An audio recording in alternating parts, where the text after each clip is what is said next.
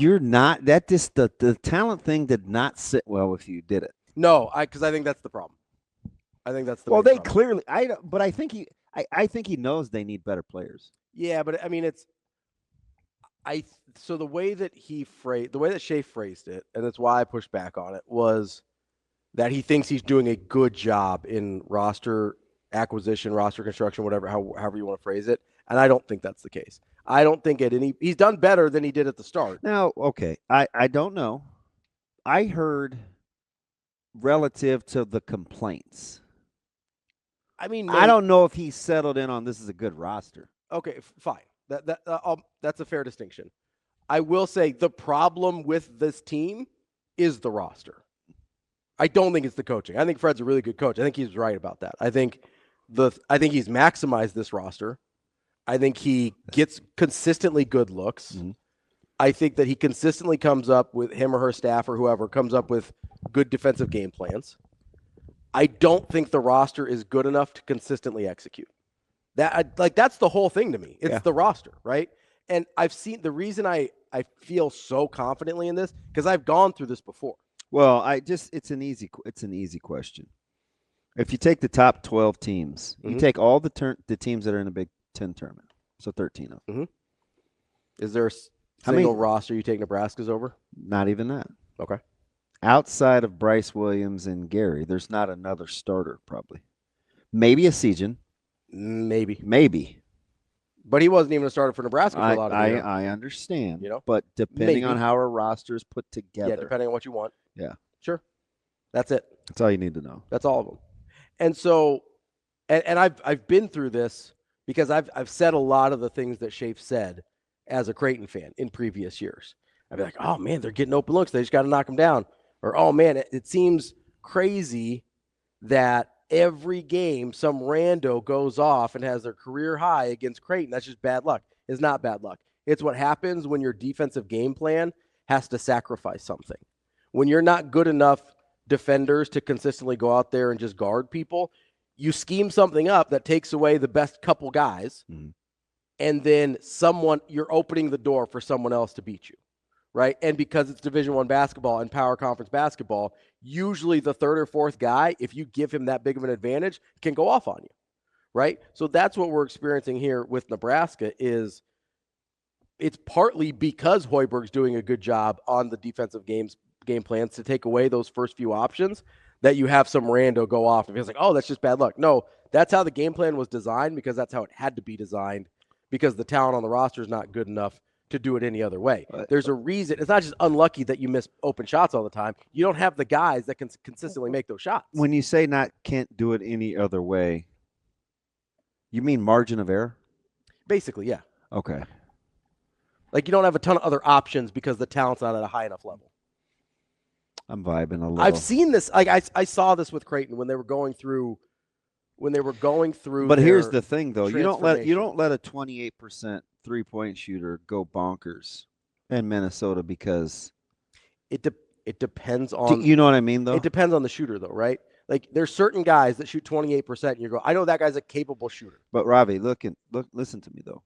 Like 3 of those shots he hits were like off the dribble pull-ups. The game winner was not like. Yeah. But I don't want to be that dude that just picks at the one thing that I think I can. And here's the thing: diffuse the general discussion because I kind of understand what you're saying. If you're talking about you're not good enough to overcome small margins. Yes. So here's the thing: is because you're set up the way you are with a roster that's probably not as talented as it needs to be, and you have to play in a certain way that creates these small margins. Then when a guy does have kind of a fluky thing, you can't overcome it. Okay, let's say you're spot on. Mm-hmm. But then you actually watch the games and you see what happens against Penn State, or you saw what happened against even Minnesota, where you make the comeback, or you saw what happened against Rutgers. Northwestern when you fall behind big. Like any of the games where you fall behind between 15 and 19. Like that's not what you're talking about. No, that's not. That to me. So if you want to, you understand why I do. There's hesitation there. I do. If you want to put something on coaching, and guys not being ready, and guys not being locked in, and guys not having the the level of consistent effort to prevent those things from happening, those are the games you would point to. Like if you want to point to coaching, those are the games you point to. And I don't have a good answer for it because I can't figure out why it kept happening either.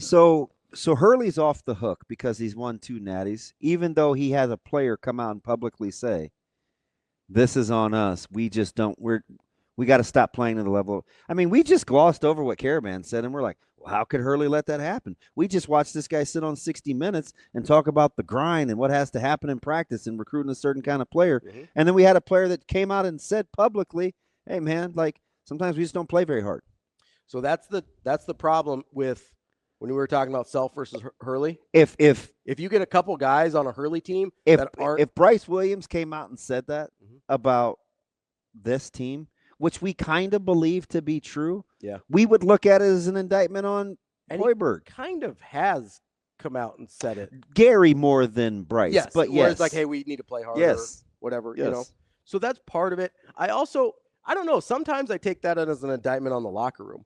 Like if guys are aware of it and they say it out loud that like, hey, coach is putting us in a good position, we're just not doing it. Like at some point that's on the players. I've been there. You know what I mean? Yeah.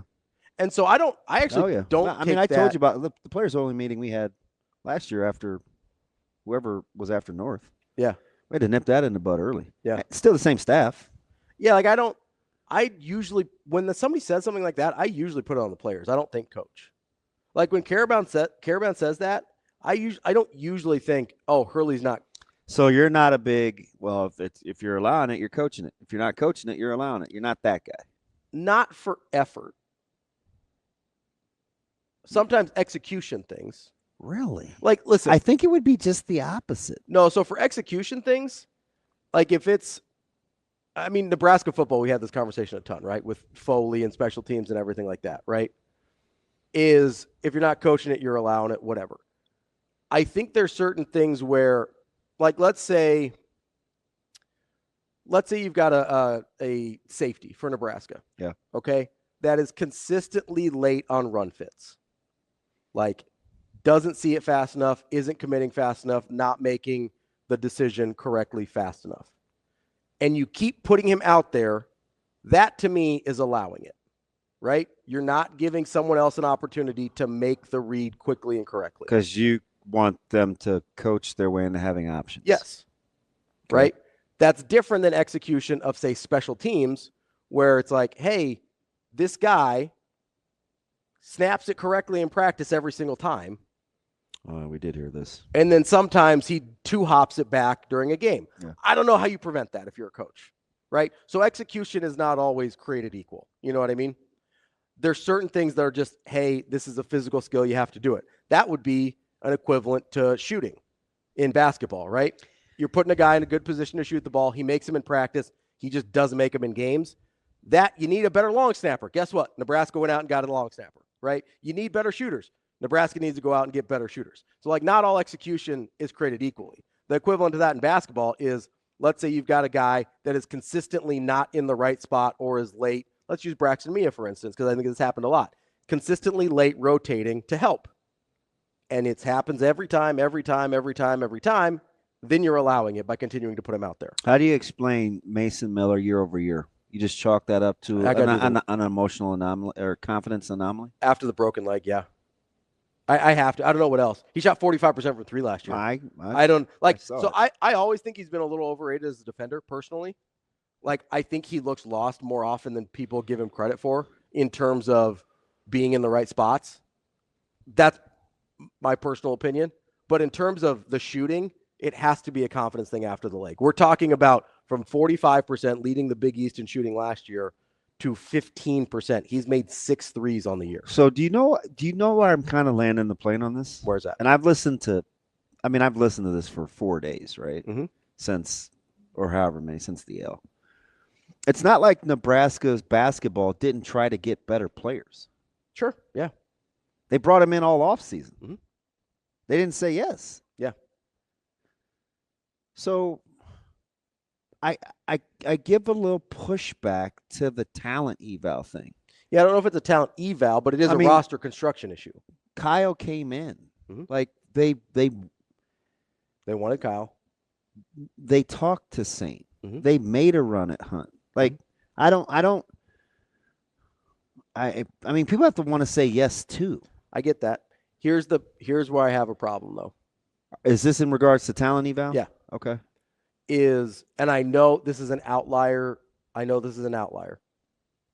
But there's a lot of guys like this out there. What did Shafe say about the point guard spot? Yeah, it's been an epic failure since forever. If JJ White was on this team, yeah, you don't like they could have gone and gotten a JJ White. I get that that's an outlier. I don't like that because you get a chance to see the product. I understand that. It's after it's happened. I understand that. But what do we give Crutch credit for in finding JJ White and Marcus Sutton, right? Talent eval. I know. Beforehand.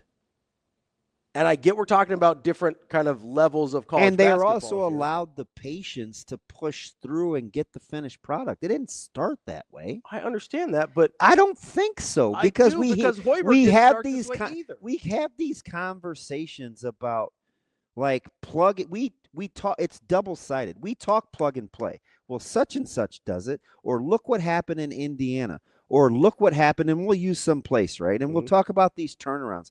You know what's different is the expectation level while it's happening and the pressure that people feel to turn this thing around. And we don't really value it. We had a head coach say, and listen, I'm not vouching for him, but I am saying he was at least self-aware enough to say, hey, man, I panicked because I'm competitive and there was pressure to win early. I compromised myself. Okay. Yeah. Do you know who's probably not going to say that? Signetti. Yeah. That's why I don't like the Lenny. I don't like the JJ. I don't like the one-off example, even though I get the point. So let me say this about you're not allowed the same amount of grace to fail without the pressure of X amount of eyeballs while you're doing it. So I would make the argument, and I get there's more pressure at Nebraska than there is at Omaha. I get that. I would argue that Nebraska basketball actually does give you a decent amount of leeway to figure it out along the way, because otherwise Fred Hoiberg wouldn't still be here. He really struggled. Now listen. I'm just telling you why I don't like the one-for-one thing. I understand that. And it doesn't. I prefaced it with saying it was an outlier. But you brought up my big issue with Fred's roster construction, not just this year's team. Well, we heard it in football, right? It's like, well, why can't we just be Iowa? Football's a different it's not. No, it's because not. of the expectations. No, it is not. A different no, beast. It's fudge, man. Basketball's had more success recently than football. What are you talking about? I understand that, and people still don't look at it the same. I can't help dumb. You know that's true, though. I can't help dumb, though. But where do expectations come from? I'm not letting you off the hook because people can't. Where do expectations come from? I'm not letting people off the hook because they can't think fluidly. I'm not doing that. I understand you're not letting them off the hook, but that's the truth of expectations. The expectations for Nebraska basketball and Nebraska football will always be vastly different. Yeah, I understand. I clearly understand that part. Right. That's all I'm talking about. That's why you can't compare Nebraska football to Nebraska basketball, because it's a different thing. You can compare Nebraska basketball to some of Nebraska basketball is closer to Indiana football in terms of what the expectations are. I wouldn't say they're the same, but it's closer to Indiana football than it is to Nebraska football. So it doesn't stop. Again, it's a supposition. Let's say, okay, Ravi, you're right. Even though I think that thing is about as holy as a wiffle ball. But let me just say, okay, you're right. Why do we use the same linear examples across the sport as a fan base when we want to paint this doom and gloom deal? It's like you're having your cake and eating it too. We talk about these two sports almost interchangeably, yet when it's convenient, we make the distinction about expectation levels. I don't like that part's not cool. Who's we? I'm just talking about like from a fan's perspective. You sound more like from a fan's perspective than coaching. Well, I mean, when you're talking about expectations, you do have to talk about a fan perspective, because if you're talking about pressure from the outside, so then that's the answer. That's who I'm talking about. Okay, that's fine. And because that's where this is coming from. Sure, it is. That's from the fan's perspective, and I will say from a coaching perspective, I think that's the only real misstep that Fred Hoiberg has had along the way is choosing early on, and even though he's changed his philosophy about recruiting to a certain extent, he's chosen along the way a lot of plug-and-play options. You do realize, though, that Nebraska, like in these points of crises for basketball, like all of a sudden, like Mo Iba will come up, Cipriano will come up, Tim Miles will come up. Do we do that in other? Do we do that in others? We certainly do it in football. It's like we certainly do it in football. We bring up old coaches in football constantly. Not as though we can hearken back to. I mean, I don't know. I can't tell you how many people will be like, well, I mean, Bo figured out a way to win 9 games in the Big Ten. Man, people are being disingenuous. Stop listening to those people. I mean, you're asking if they say it or not. But the conferences aren't even remotely the same, nor is the landscape. I understand that. But that's the same thing in basketball. You can't hearken back to Tim Miles and a Mo Iba and think we're talking about the same thing here. My point is we're quick to do it in nut cutting time because it's different than I think you think. My point is we want it both ways. We want to dumb down the expectations because we've always been bad. But the minute we can pile on a guy that we keep saying out loud that we think is a good coach, it ain't good enough. Supposedly like. I mean that's fair. That's fair. I would argue that the roster construction, although it's looked different under Hoiberg over the past few years. You're skipping over my main point, though, that started this. Okay. It's not like they haven't tried to get better players. They did. But we act like, oh, man, you know what? I'm bringing it back. My first choice. Or Berke, this is what we want to pick. Like, no, that's not how it went down. I get that, but here's my issue. If you want to bring it down to talent evaluation. You know why he brought in Raleigh? Because he didn't think he could. He didn't think he could play. He didn't think he could play Ulis, and he couldn't play either of them. So, I mean, he shot his shot. He did, but if there's, I'm not. If there's a financial, and hear my heart. I'm not saying, hey man, there's no culpability here. What I'm telling you is you have to be starting from the same logical point if we're going to critique. Like let's just start at the point like. So here's where I'm starting, right? You mentioned, hey, they've got pretty good resources for basketball. Fair? I think better than people give them credit for. Okay. So I certainly think that. Decent resources for basketball. Yeah, let's say decent. Are there teams that have acquired better players in similar landscapes? So let's say power conferences, we'll take like Omaha out of it. Let's say power conference teams that have acquired better players with similar or lesser resources? I don't know. I mean, give me one. Well, that's what I'm asking. No, give me one. Well, I don't know. That's why I'm asking. Yeah, I don't know.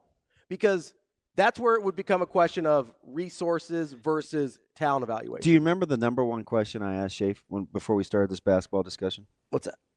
Just because I wanted to start from the same frame of reference. Mm-hmm. Are we talking about what's happening on the court or support off? I wanted to make that distinction early on so we're having the same. And I'm talking about off-court stuff because I agree that Hoiberg is a good on-the-court coach. So the question is, I'm telling you. And I don't know what their resources are like compared to other teams. This whole thing started when you made the nice distinction between coaching and it was a point of contingency between between you and Shafe about maximizing versus getting better players to begin with. Yeah, I think he needs to get better players. Okay, listen, I'm simply telling you that for what Nebraska is in terms of its thought process, what people think about it, and its potential prowess, it does not meet the eye of potential high caliber players. Because what happens is the profile, the perceived profile is actually a problem for Nebraska basketball. It is the mid of the mids of a Power 4 conference, and people don't want to be here. But what we think is, I agree, it's kind of this sleeping giant. And man, if you just got, I'm telling you what the disconnect is. No, I think I get that. I get that other people think that. I'm telling you, I don't think so. That. When you give me the analogy of other schools, I don't think it's apples to I don't think Fair. it's apples to apples. If you're I saying actually think, like, how could you have all this and it not be good, man? Something must be wrong with you guys. So that's what I think players think. If your argument is the perception of Nebraska basketball works against it despite the resources, I'll hear that argument. But if that's the case, then your talent evals better be off the charts. That's so that you can go so get then guys. So you can't belittle him, or you didn't belittle him. You can't. You can. You can. I know it sounds like you can say, man, they need better players, because they do. Mm-hmm. But I don't think in the same vein, without that supposition that we just talked about, and say, man, I'd argue if Shafe thinks he's coaching up to the best of his ability despite what he has, and you say, go get better players, you can't skip that. You can't skip that beginning step that I'm talking about. Can I tweak how I say it a little bit? Sure. I mean, it's pretty fluid. Here's how I would say it then. Because I think when we're talking about better players, we're talking about higher profile, higher caliber players. Let me put it this way. If you can't go get those guys, and it doesn't seem like they can, they've been trying for a while, it doesn't seem like that's in the cards right now, okay? Then go find players that are better fits for what you want to do. Yeah. Or I'm listening to maybe a philosophical change. Yes. Like, instead of just trying to get the best available players. Of whatever, go get the best version of what you need. Yeah. I'll right. I'll make that distinction as opposed to just a more realistic discussion for where I think this program needs to go. Because we're saying a lot of things. It's like it's all these myopic thoughts, and sometimes you just have to look at, like, what are we dealing with? Yeah, sure. And listen, I'll hear that, because I do think there is a perception problem of Nebraska basketball amongst basketball recruits. Especially, there's a reason Nebraska really struggles with local kids. Like, there's a reason for that. Yeah, it's the perception. Right, 100%, right? So I get that. So if we're going to have that discussion, and I think it's fair that there is a perception problem with Nebraska basketball amongst recruits, then your talent evals and your ability to find the best version of what you need has to be off the charts. That's why, but no problems. No problems. But that's why I hate to just go get better players. Sure. I should say it better than that. That's you know what I mean? Like, but I should say it better than that. You're far from alone. No, I know. It's like 60% of people that are like, and then they pit it against, we're just talking about things we don't know, whether it's the NIL dollars available or what. I'm just here to tell you, it's not like Nebraska can't and won't spend the money. People have to be willing to want to date you. Yeah. So when I say go get better players, listen, it's what I mean. You know what Nebraska basketball is? When you come to this campus and you look at the athletic department and you look at the facilities and you look at a guy like Coach Hoiberg and his prowess, you know what it's like?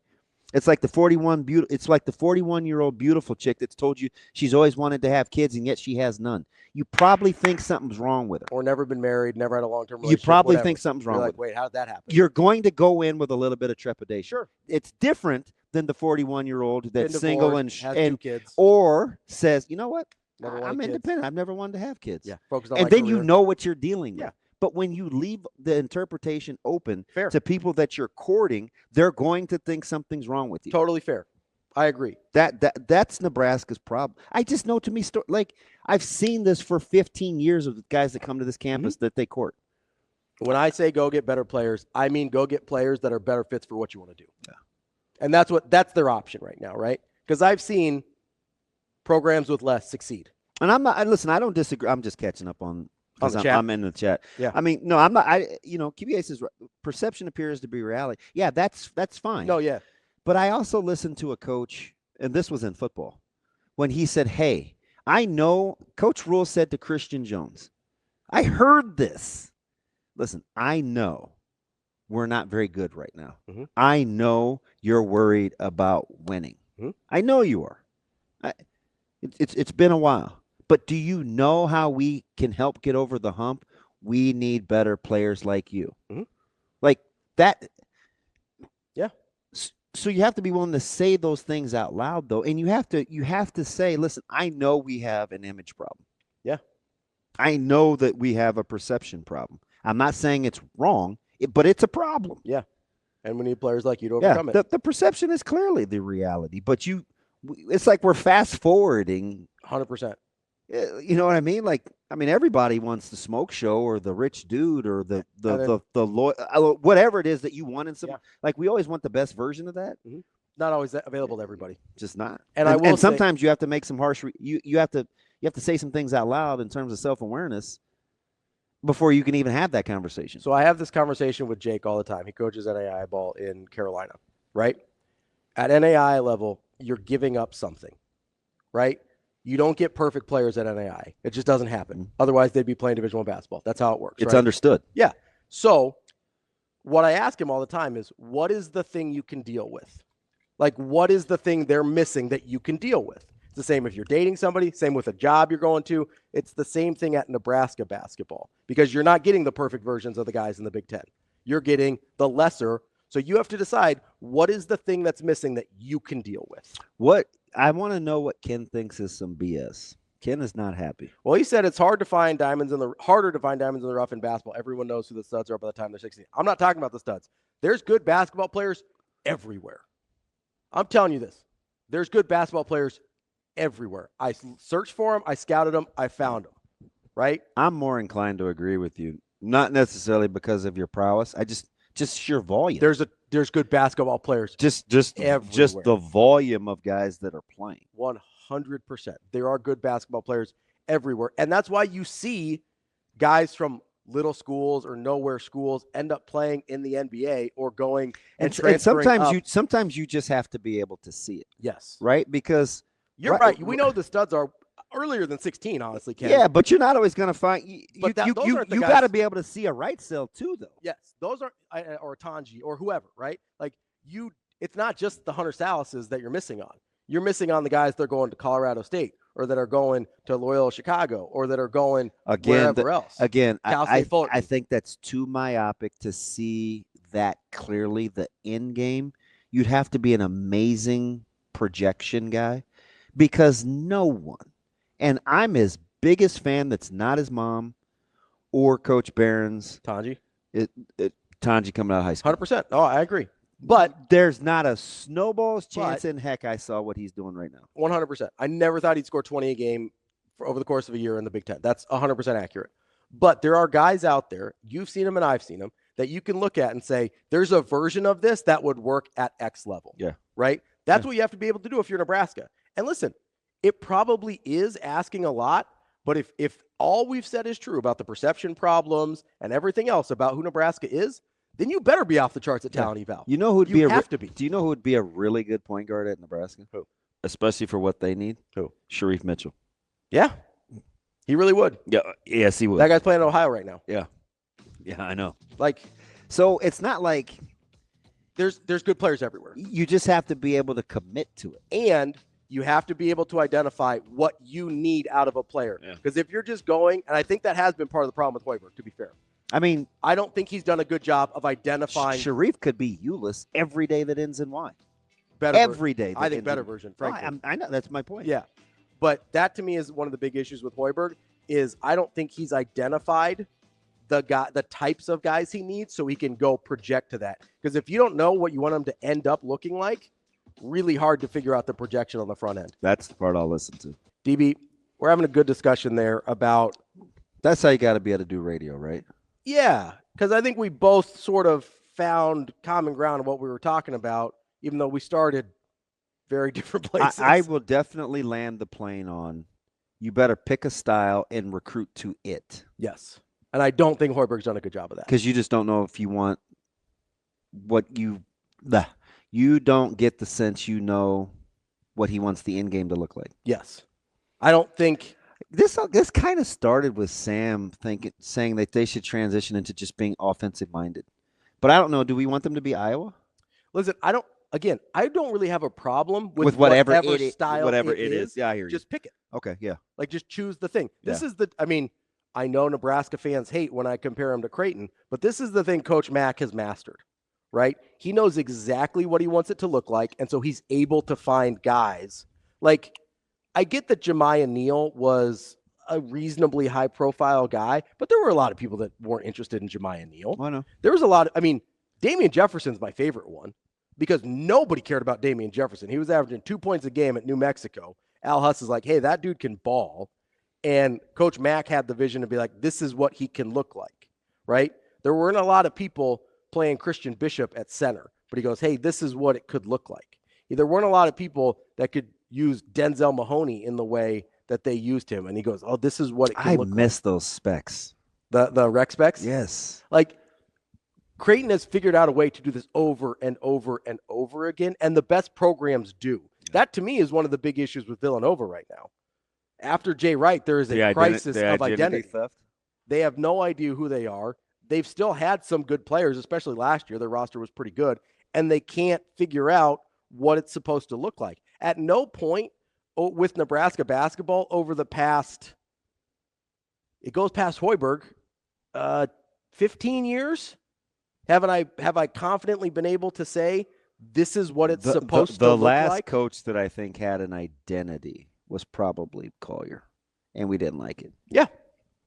But there was a clear identity. I couldn't decide if Sadler had an identity and I just hated it with the like really grinded out ugly basketball. Yeah. Like I could argue that was an identity and that I'd hear that. It was, it was the Barry thing. Yeah.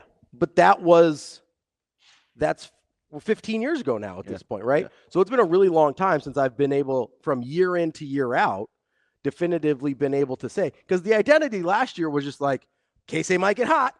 Like that was the identity, right? Everything else kind of figure it out. And K-State might get hot. Like that was Nebraska basketball last year. Because you heard the Morgan recruiting pitch, right? They just basically watch cut-ups and mast. Yeah. He's not ring mast. It's just pretty obviously he's not ring mast. But I'm just no. Yes, that's the point. Yes. You know what I mean? Yes.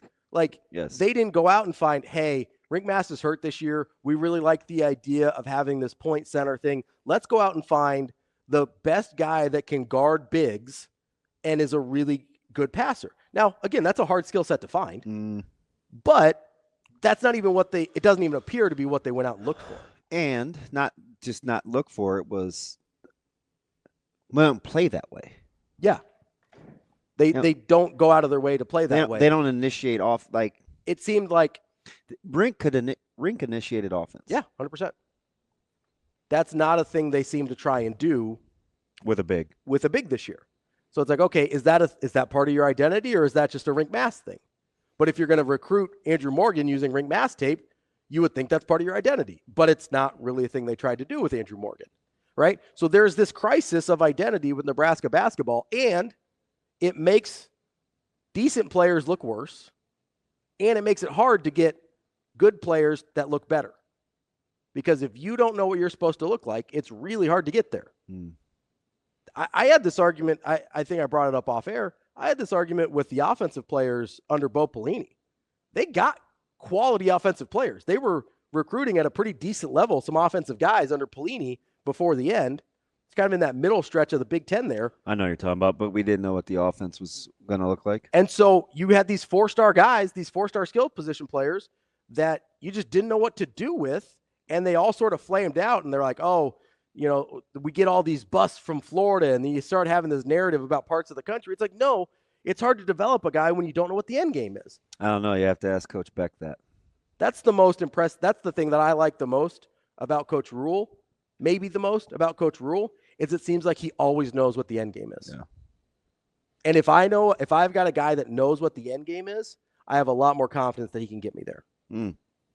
He knows what the final destination is. I don't know that Fred Hoiberg does. That would be my biggest question mark on him as a coach. Because in, game out, I think he does a really good job. But the bigger picture stuff, in terms of what's our identity? How do we get players that fit that identity? How do we develop those players from where we get them to the end version of what they need to be for us to play that identity? That's where I think he really struggles. And maybe, I don't think Fred Hoiberg's on the hot seat. I don't think he should be. But if you want to make an argument of what needs to be successful at Nebraska basketball, find me a guy that does that really well. And I'd have that. I'd listen. Because I don't want to stay with this too much longer, but I do think that's part of how you get guys in on the recruiting pitch too with your NIL. That's what makes it appealing to them. You have to clearly be able to say, okay, I could be the next. Oh, I see that. Why do you think Creighton has gotten I know. stretch fours? I've talked about that with them forever. Stretch fours that can shoot. Since Doug left. Yes, 100%. Since Doug left, I've said that. I get it. Stretch fours that can shoot forever. And I'm kind of just because not only can you see it, but like he told me, right? I'm not going to compromise this, and this. Yeah. You have to be able to do this, and this. Anything other than that, I think I can work with. But you have to have a high basketball IQ. You have to be highly skilled, and I prefer that you be able to shoot it. Everything other than that, I can work with. And I do like that he puts the preference on the shoot it, because we've had some highly skilled guys come through Creighton that maybe couldn't shoot it great, but they were highly skilled. But do you know what he teaches? How to shoot. You leave with better field goal percentages than you got there. It's true. Every guy. Yeah. It's uncanny. It is a complete result of having an unwavering identity. And that's the thing that Nebraska basketball struggles with the most. Yeah, I'm glad you're using Nebraska as an analogy. As opposed to who? I don't know. I mean, there's a lot of college North Carolina. There's a lot of college basketball teams that go through this. I would definitely make the argument with North Carolina. Yeah. You know the difference between Hubert Davis and Roy Williams? I knew how Roy Williams wanted to play. Yep. 100% of the time, I knew how Roy Williams wanted to play basketball. I don't want to talk about it. No, I'm sorry. I'm just teasing. I would never do that. If you ever work with me and I start acting like that, just kick my ass up on out of here. Just be like, nah, this ain't for you. Not today. But them shut it down guys because they either don't know or haven't prepared. I don't want to be that guy. I'm not going to do that. I didn't think you were not prepared. I just thought you were in your feels. Oh, now that could happen. But that's about if it was going to happen for a long time, it'd be about 5-6 minutes. Yeah. You can get me off of it. But I definitely can be in them. I would make the argument that's part of the problem with Kansas this year. Yeah, but you know what, though? I'm like full stop. You really know how Kansas wants to play this year? This started a handful of years ago with trying to play two bigs. Sure. And are they going to play through the post or are they not?